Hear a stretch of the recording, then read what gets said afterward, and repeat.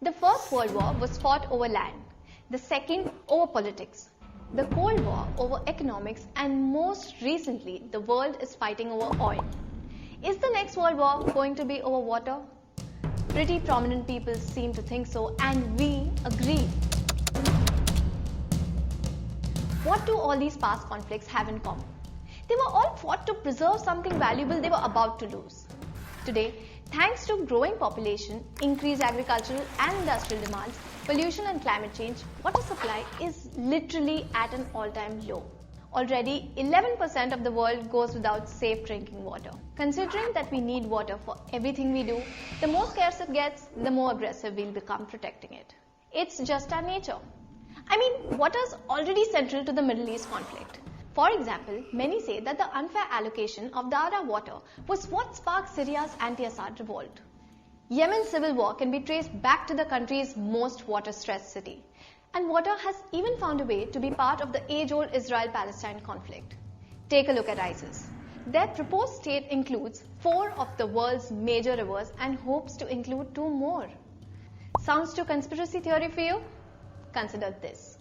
Their capital is a stone's throw away from the biggest reservoirs in the Middle East, and all the territories they've been fighting for are around the region's biggest dams. The problem exists much closer to home too. Pakistan has all the makings of a country driven to war over water. It's already overpopulated and far too dependent on glacial water. Add politically unstable to the list and India has cause to be very concerned.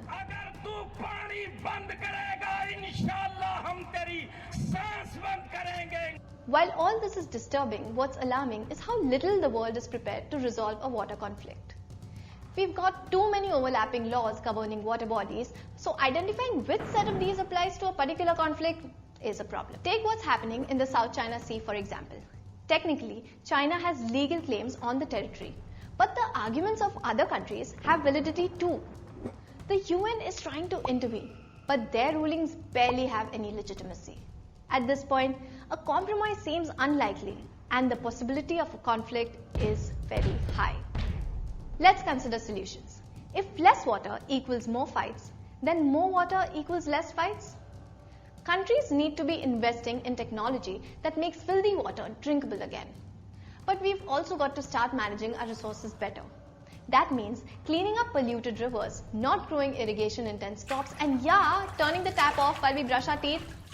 After all, we've got the next World War to prevent.